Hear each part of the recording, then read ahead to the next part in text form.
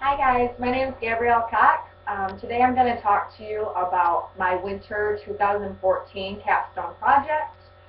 I started working with Monroe County Substance Abuse Coalition. I chose this organization because I've experienced family struggles within my own life.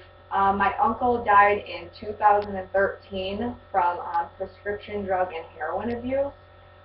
This has been a big problem in my family for as long as I can remember. This has really touched my heart, along with many others in my community. Monroe County, which is the area in which I live, leads the country in heroin abuse per capita. This is crazy because of how small of a community it actually is, but the cross between Detroit and Toledo makes this such a huge area for dealing and abusing prescription drugs. I know many people I went to high school with, many friends, family members, dealing with these struggles every single day, and I wanted to put an end to this. So my mom works at a local high school, and she has heard this group speak several times. They're trying to implement this into high schools, even starting in elementary schools, to stop secondhand smoke, to deal with alcohol abuse, prescription drugs, all the way up to heroin abuse. My mom told me about this lady named April Demers. She gave me her email address, and I sent her an email, and I told her my name, and I told her about this capstone project, that I was about to graduate from Eastern. I told her about the guidelines of the project, and she welcomed me with open arms. She told me she was happy to have me. She told me a couple meeting dates, and she told me to come to any one, which I could. It just so happened that I was available that following week for that first meeting. So I got to meet everyone there. And at that meeting, I was really excited. We went around and we introduced ourselves. A lot of people were from all different organizations. Some were just individuals volunteering because they cared about the community. Some were addicts recovering from this. Some were only a couple months out of rehab. There were state police officers. There were hospital workers. There were government officials, people that worked for the United Way, which is our host agency, members that worked for MAD, which is Mothers Against Drunk Driving, people from all different spectrums of life coming together for this one cause. And then at my first meeting, we talked about many different things. They just received a $10,000 check from our local church, which I actually attend, so I knew a lot about. And during this first meeting that I attended, they were talking about the money they received, how they were wanting to spend it, and a lot of people at the meeting were iffy about where to spend this money, where to put it, what's the right thing to do with this money.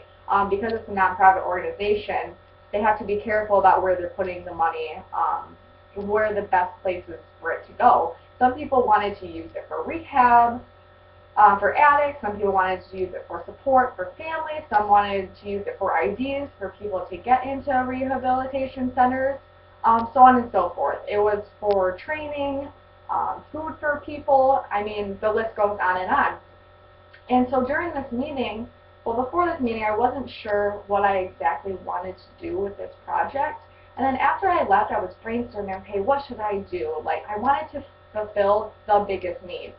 And I went home and I thought, the biggest need that I could accomplish here is raising awareness in our community, for one, and by raising money to help implement in other things. I know they really wanted to implement them in the schools and give students this particular set of money to hold campaigns in high schools. And I was like, that's what I want to do. I want to help with that part. So I went home and I researched the coalition a little bit, and then the next meeting was a couple of days later, and I went to that. And that meeting was a bit smaller, and it was actually talking about the action plan, or what the coalition would do. And here I discussed that I wanted to do a fundraiser. April willingly agreed, and she was very thankful for it. But before I could ask people, other businesses, for donations and lend my support, I wanted to know more about the coalition. So I watched this video, and it's about this addict and he was abusing prescription drugs and heroin for years.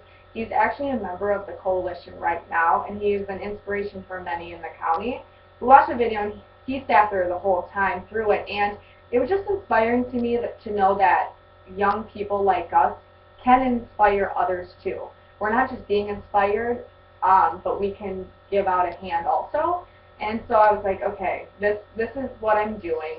This is a good idea. I definitely am on the right path. So I wanted to get the fundraiser approved for April, and so I sent her an email and I asked her, okay, what are my limitations? This is what I'm thinking about doing, and she said, there's really no limitations. Just check with me in regards to like what you post, flyers, all that kind of stuff. Any help I needed, she said she would get it. So I met with the owner of a local bowling alley, and I asked him about their fundraisers they do. I know a couple of people that have had different fundraisers there, and I thought, okay, what a fun, good idea. I didn't want to hold it at a restaurant because there's different kinds, there's alcohol there and all that kind of stuff. About bowling, okay, harmless fun. Kids can go, seniors can go, adults can go, anyone can go have a fun night out.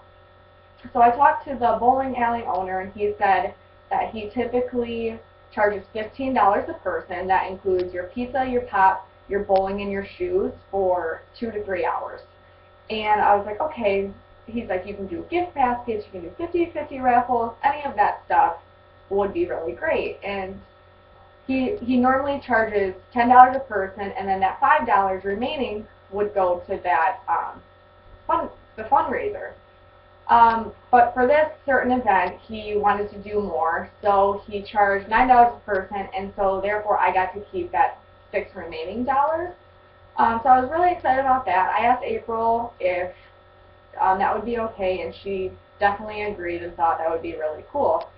So I started planning. I started making gift baskets. I went shopping, and I did more shopping and more shopping. I went to Target, and I thought, okay, this is going to be right before Easter. This would be a great idea to make Easter baskets. So I made some for a girl. I did Barbies and candy and dress-up clothes and jewelry, all that cute stuff. And then I did some boy stuff. I did frisbee, football, books, dinosaurs, all that cool stuff. I also told some other people about some baskets, and my boyfriend's mom helped a lot with that. She has a lot of Scentsy products that she does, 31 products, so she put together a basket for me for that. We also went together into making a date night basket that included wine glasses, wine that someone donated, gift cards that people donated, movie tickets to a local theater that donated that. People were more than willing to give to this cause that was so big in the county, and I was so grateful for that. So during this time, I attended a Stand Against Heroin rally. This was where members of the whole community were invited to stand in our local center by our courthouse to stand against this epidemic that's going on. There were signs, there were sweatshirts you could buy, family members speaking who have lost loved ones, ex-addicts. So many people gathered in support. I mean, it was raining the whole time, freezing, and everyone stood out there for probably 3 hours listening to this, and it was so heartwarming for me that it was just a reminder that I was doing a good thing. Like, this was not only for my class, but this was a good thing for the community. I had really a lot of fun doing that. So I kept talking to the owner of the bowling alley, and I met with him a couple of times. It was hard for us to choose a date because he had a lot of fundraising events already, and I also had a time restriction because of this class. So we finally decided on April 5th, which is right where the deadline is, to hold the event. I was kind of nervous about that, especially I wanted a lot of people to show up. I knew the Tigers were playing, and everyone loves baseball season, especially when it's starting to get warm.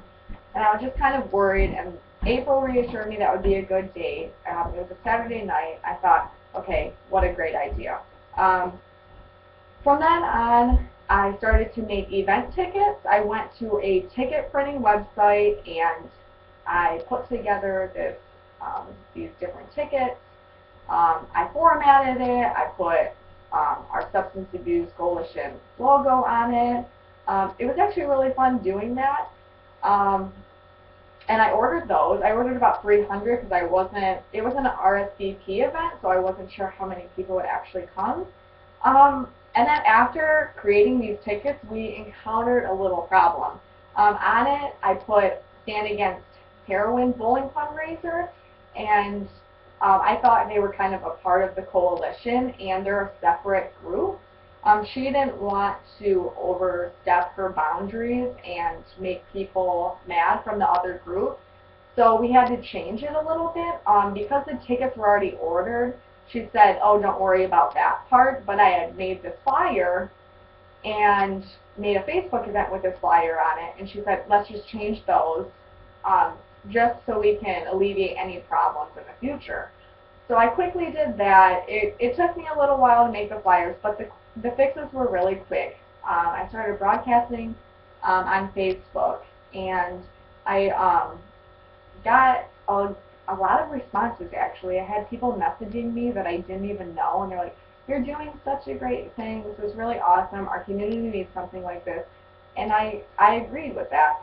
I had people messaging me that I did know, and they're like, well, how can I help? What can I do to make this a success?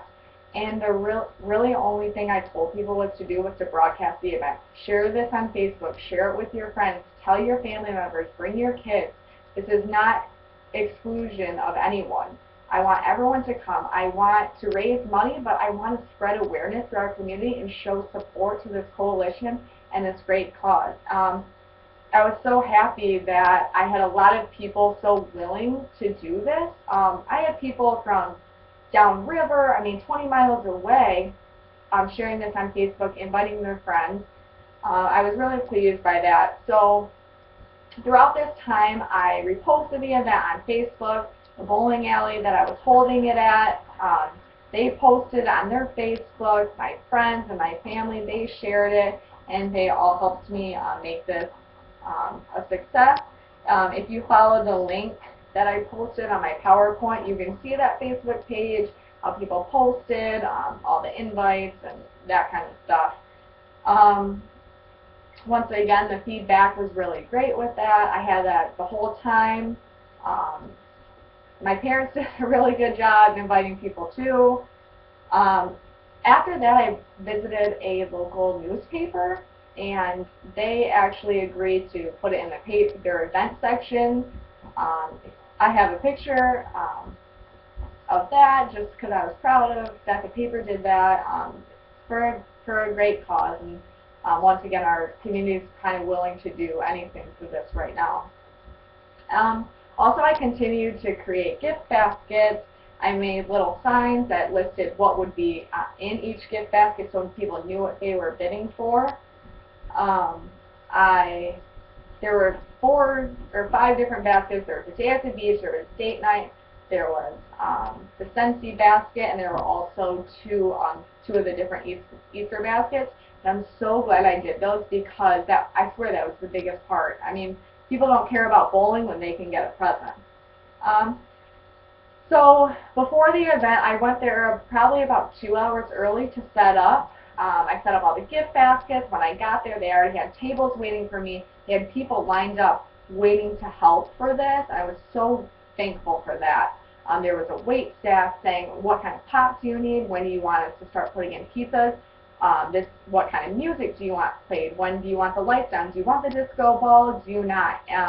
Anything I wanted, they were willing to adapt to, and it was so great to have the staff on my side about this. I was really, really grateful for that. So I set up with the help of a couple of people. I went and got balloons. I wanted to make it cute and just a fun night out for people.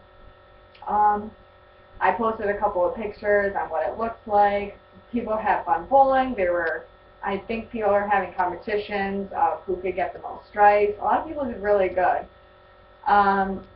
The turnout was really great. Overall, everyone had great things to say about it. We ended up raising $760. That included the ticket money, the gift basket money, raffle tickets, and then just other donations that I received. A couple of people didn't want to bowl, so they just gave me cash. One guy came in and was like, you're doing such a great thing, gave me a hug, sat there for a while with his wife, handed me $100, and was like, this is a great cause, take this. I was so grateful for that. People like that. You don't have to come out and bowl, but just to show support meant so much to me. My goal was $1,000. Although we didn't reach it, I was pleased that we could just spread awareness. And then $1,000 would have been better, but $760 is not a penny. It's enough to put in some aspect of the coalition, and I know they're so grateful for even if it was $5. So I was happy about that. I wish it would have been more people came. I wish I would have done, I guess, more broadcasting about this, not just on Facebook, not just through flyers.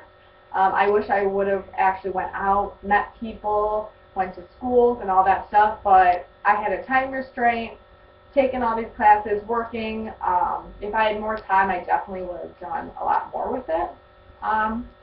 On my PowerPoint, I put a picture of my supervisor, April, on it, and there's a picture of her and I, and she just wrote a really nice message thanking me for the putting together the fundraiser, and I was really flattered by that. It was really nice of her because not only did I help them, but she put up with me the whole time. I mean, I emailed her constantly. We were constantly in touch. She said she would help me with anything. So I was so grateful for everyone for supporting me, for just being there for this cause and spreading awareness through the community. I want to thank you guys for watching, and I hope you guys like my presentation. Thank you.